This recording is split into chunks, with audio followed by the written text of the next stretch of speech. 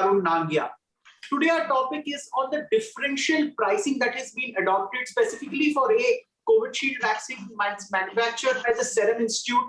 As we all know that the central government is procuring this vaccine at the rate of 150 rupees or even lesser, but the states are procuring it for about 300 rupees. What we're going to discuss today is differential pricing an issue where all of us are involved. Is it the right thing to do? Secondly, today there was a very interesting exchange in the Supreme Court where Justice Dhananjay Chandrachud asked the central government, why can't it simply centrally procure all the vaccines and distribute it to the states? Secondly, he asked that why couldn't this be covered in the national immunization policy? We will even look into that. I have a very interesting panel to discuss this issue with me today. I have with me Advocate Avishkar Singhvi. I have with me Advocate Kartik Seth, Advocate Mumtaz Bhalla, Advocate Ansh Singh Luthra, and Advocate Kriti Sharma. Mumtaz is a partner with LNN Partners. She comes from the law firm. We also have counsels on the show. Kriti also runs her own law firm, if I'm not wrong. We welcome you all today on the show, and let's start with our round of opening comments. I request Avishkar to share his opening comment on the show. Right.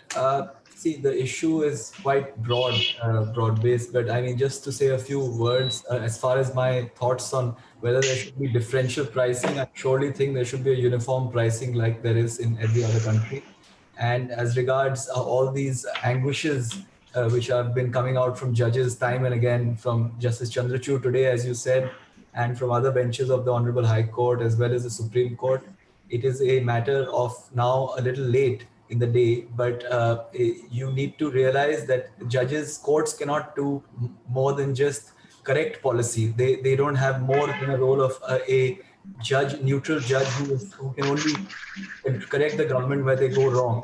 So the role of the courts cannot be to create and to create judicial legislation, so to speak.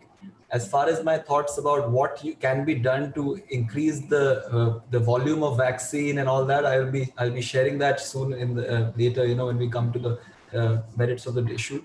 But I certainly feel that the government has done a little too less and a little too late in this scenario, and I feel that we are witnessing a case of system failure. So it needs to make amends very fast, and it needs to explore several alternatives which it should now be implementing as we speak, before it is even further late and we see more deaths are all around us. So I think that's as far as my short comments go. Okay, I'll go to Kriti at this point. Kriti, your opening comment? So Tarun, I think it's very rightly put that courts are all about bringing in positive reinforcement. But at the end of the day, we understand that everybody is about one nation, one price. We had the finance minister allocating 35,000 crore for the whole, health policy, the India health policy. And I think right now, because we are talking about the pricing of vaccine, definitely there is a price disparity, which we have seen in the past. And the right thing to do right now is course correction, because we are late, as rightly put again. There has been complacency, and I think we celebrated a little too prematurely. We should have been doing a lot of base work, which has not happened. But if we correct the path, nothing better than that. Okay. And if I'm not wrong, you come from Bombay, where there recently has been a vaccine shortage also. Many people couldn't get their second shots. Yes. So there is, and which is also true for many other states in India, though a lot of 18 plus people have registered, but there is vaccine shortage. I'll go across to Ansh Singh Luthra. Ansh, your opening comment on today's show.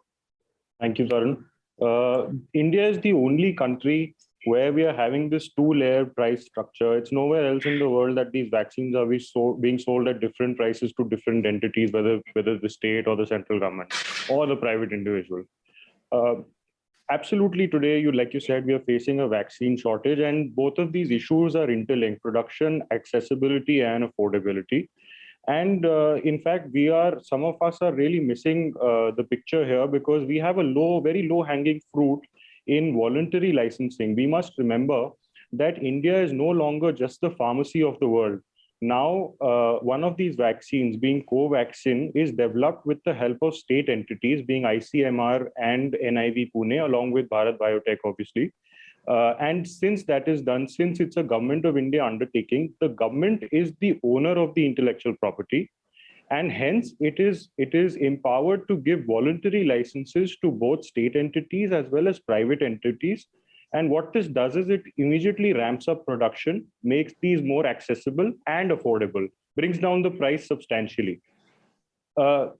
This must be done on a war footing, obviously, and to the government's credit, it has taken a step in this direction, but it's only a half step, because it has issued a voluntary license to a state entity, being Hafkin Biopharma, but it is not opening it up to private players.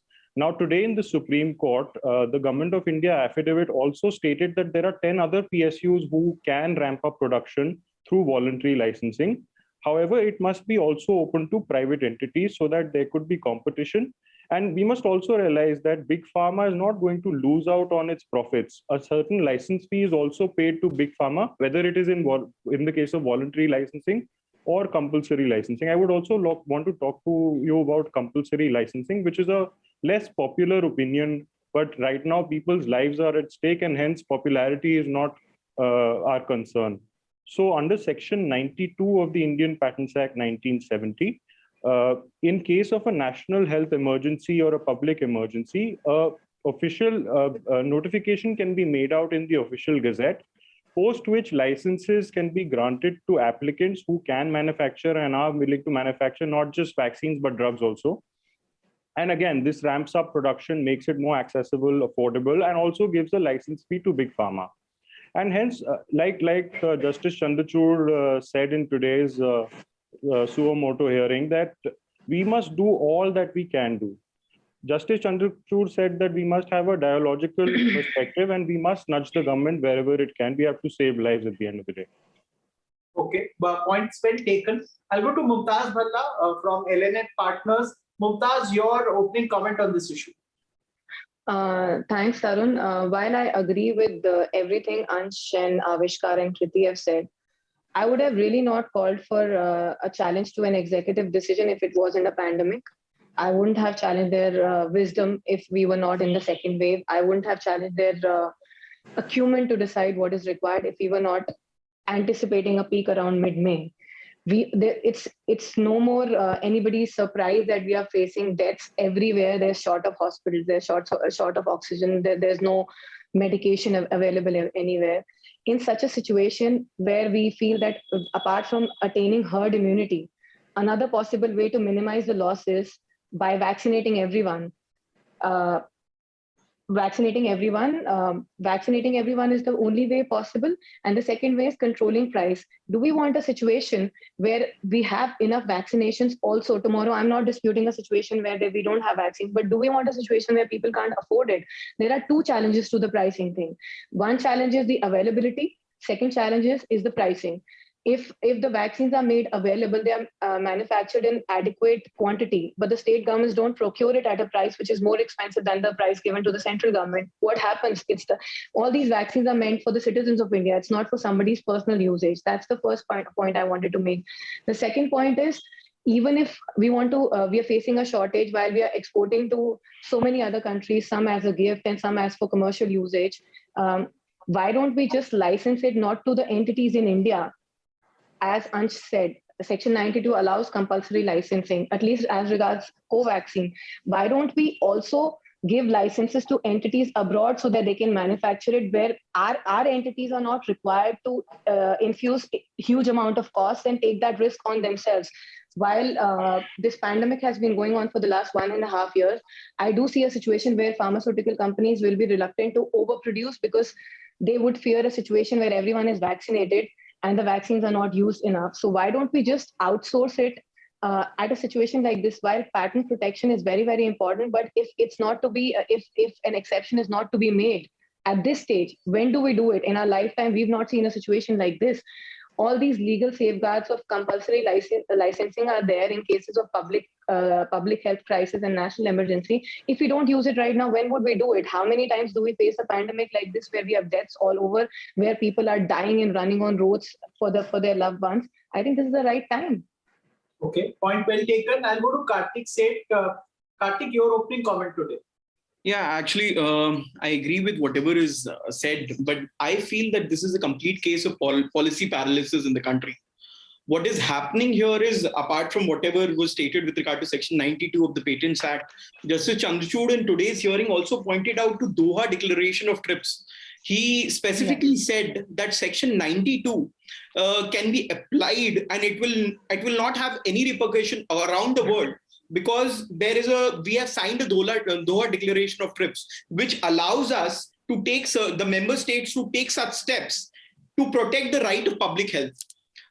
Here in India, when we are the country which has the highest number of cases around the world, highest number of deaths at this point of time around the world, I think no other country in the world is going to be anti-India when we take such steps with regard to patent.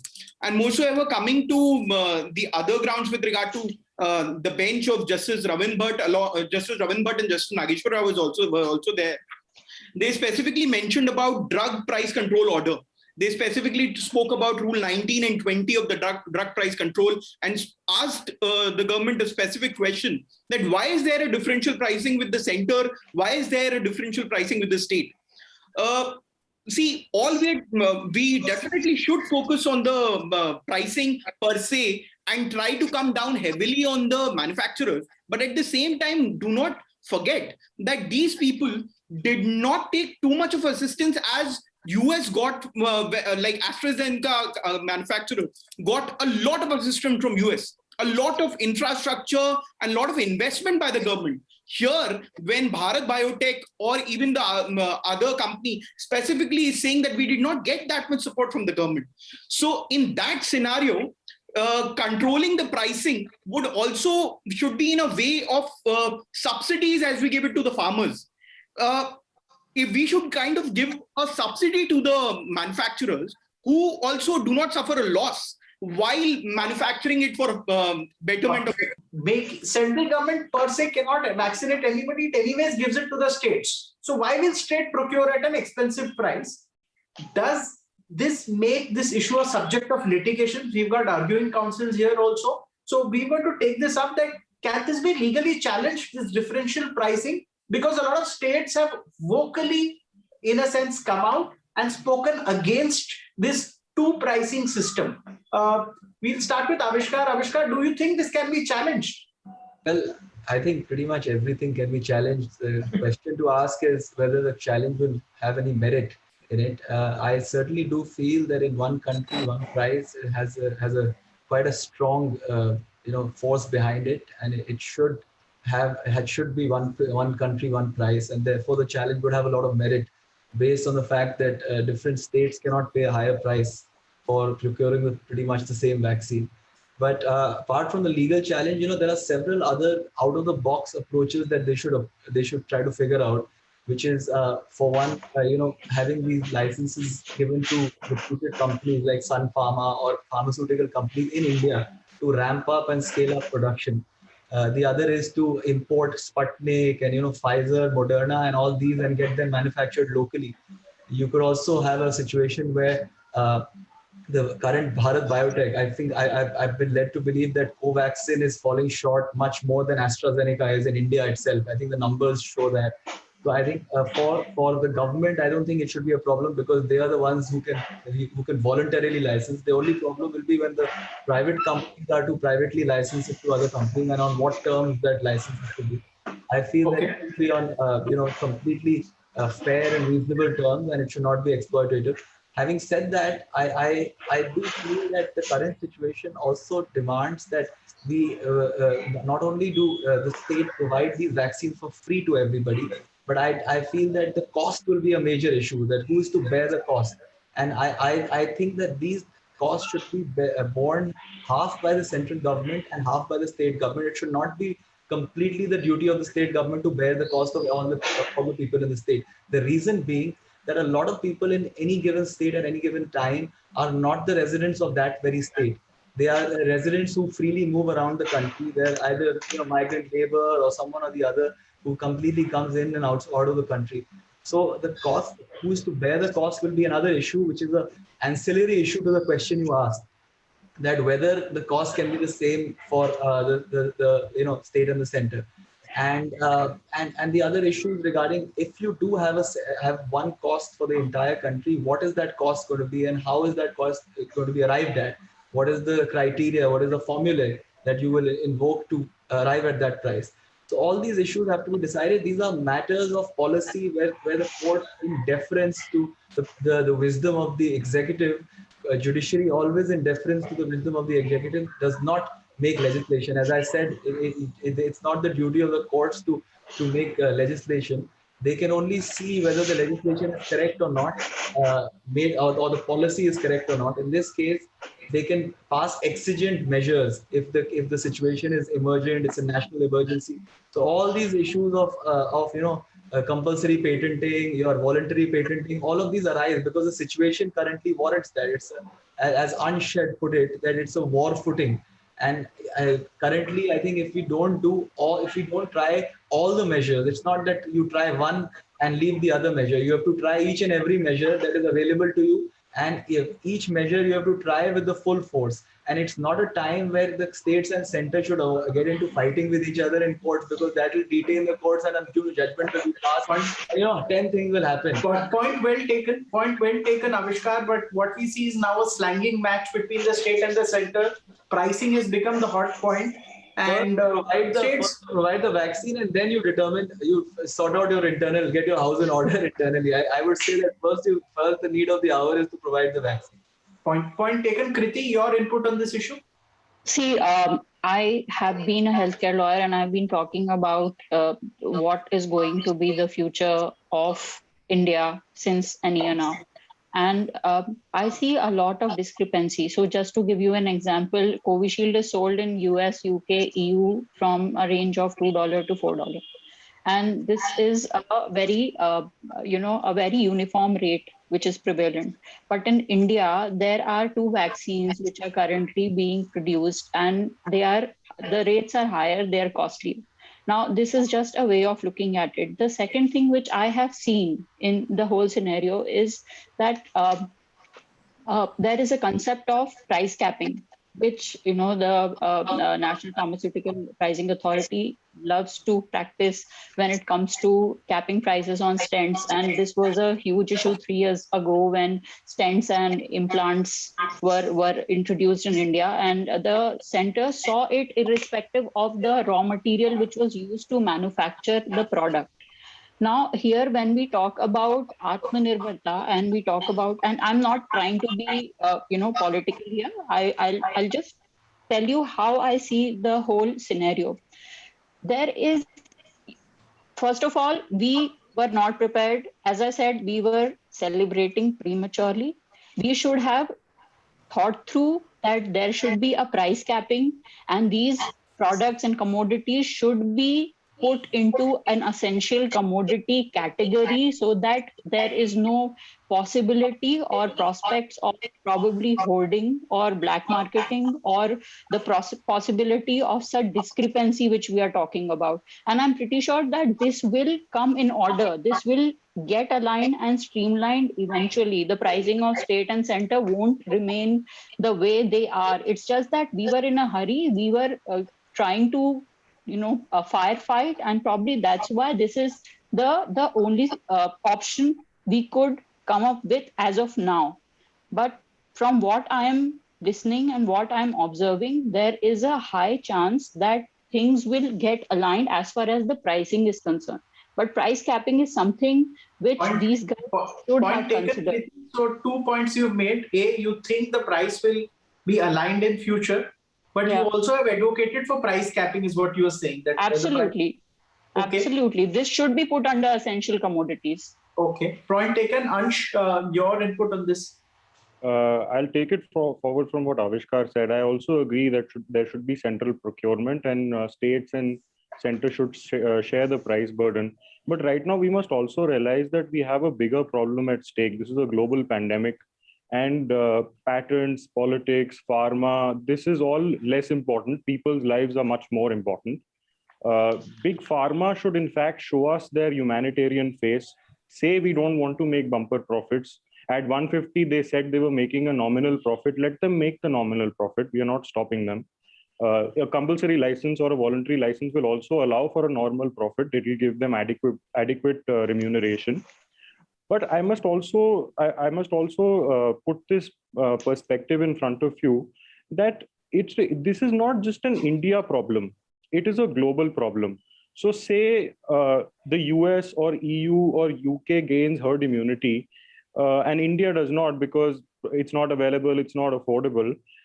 Mutations will continue to take place, and it will ultimately affect EU, UK, where they've also attained herd immunity.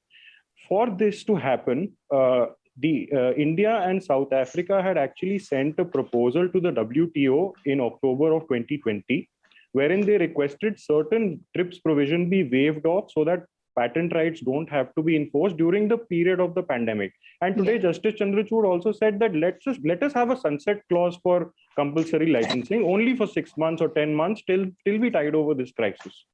So the proposal is backed by 120 nations, and some of them you'll be curious to know are China and Pakistan, who generally we are not in agreement with, but they are backing us.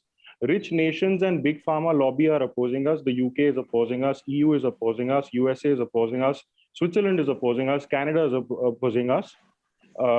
However, big pharma, the WTO, and these rich nations must realize that helping India will also help themselves. And hence, by waiving of these provisions, by compulsory licensing, by voluntary licensing, pricing can be drastically brought down. Affordability will ensue and production will be ramped up. Point taken from your answer. Your answer, Ansh, 2 points are being raised. A, we spoke about COVID Shield at about 150 and now 300.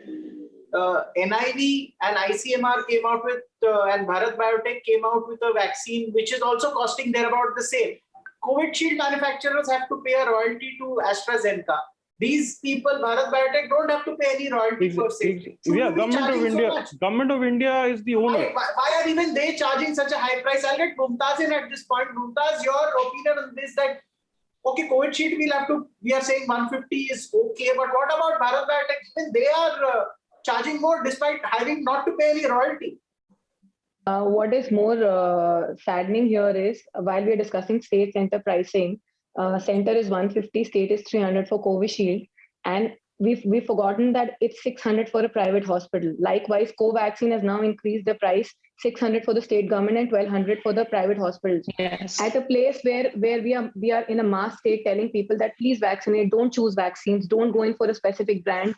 Are we telling people that choose a hospital which is giving you a lesser price vaccine? Do you go to a government hospital because it's cheaper, or you go to private hospitals? How do we mass vaccinate if we have such disparities within India itself, within our own country? Regarding availability of vaccines, Pfizer had applied for emergency approval in India in December 2021. India asked them to carry out further trials in India. What was the result? They withdrew their application in February 2021. This is a situation where we need to manage crisis. It's a battlefield that we are really on. All these approvals and profit-making exercises and things like these can come in 6 months later. We are battling a second wave. We need to contain the wave, and then obviously we can't vaccinate 130 crore people in a period of 3 months. But we need to vaccinate a lot of people within the next 2 months or 3 months so that we can contain the damage and the spread. In a situation like this, Bharat Biotech has to open up its heart and show how they owe it back to the country and the citizens of India, because this is not a vaccine where you're getting some kind of a protection to a future event that is going to happen. There's a pandemic which is going on, and anybody who's not vaccinated is exposed to a risk at this point. Well taken, Mumtaz. And one answer that comes, or one question that is also can be raised from your answer is, a lot of people will come in for revaccination come this December because they say the vaccine gives you immunity only for about 8 months. So there is another lot of people who have already taken will be lining up. Karthik, in light of even that fact, your final comment today. See, I just want to add to what Mumtaz just mentioned with regard to Pfizer. That situation is almost there. With regard to a lot of companies now, if we go to any of the companies around the world, India, the answer India is going to get is we do not have anything right now because we are already overbooked. And when a company was literally coming to you, for example, India is the second largest country with regard to population. Every single company wanted to come to India because the kind of, even if it would have been a minimal profit, it would have been large in numbers. And at this point of time, when you have rejected companies like Pfizer by just asking them and entangling them in processes and everything, you have actually taken the country back by itself. Why I'm trying to say this here is when you say about 8 months down the line, I genuinely feel and would really, I genuinely don't feel, I genuinely feel that the country should and the government should look into this aspect, that what they had done in the last 14 months, that should not be repeated. And if that is repeated, again in 8 months, the same situation is going to happen. We are again going to be at the same standstill. Point taken. Avishkar has to make a point and then we draw the show to a close. I just wanted to make a quick point. I thought if all the countries in the world are coming forward to help India, and in these times, if it is a licensing of their vaccines on non-commercial basis for public use, I think they can easily license it to India for specific manufacturing locally and share their IP for a limited purpose. I think that nation-to-nation negotiation can happen. And on a lighter note, put the PM CARES fund to good use. So we should look at all these out-of-the-box negotiations at a higher policy level, where the government should be given a free hand, but given a free hand with some good, a good cabinet of people thinking, and it should come out with a constructive solution very, very fast, because I think right now we can't afford to wait any longer. Again, we shouldn't be too little and too late. Well, thank you. Absolutely. We're already there, unfortunately. I'm on today's show. Thank you, Avishkar Singhvi, Karthik Seth, Anshing Luthra, Mumtaz Bhalla, Kriti Sharma. Appreciate you all taking out time and joining us on today's show of Legally Speaking. So friends, as we saw that the last word on this issue hasn't been said yet, you can see a lot of heavy discussion going on in the Supreme Court, a lot of good points being made by the judges, because we are all in firefighting mode. Corona pandemic is raging. We all have lost our near and dear ones or friends. We need to revisit this issue soon, but that's it for now. Thank you.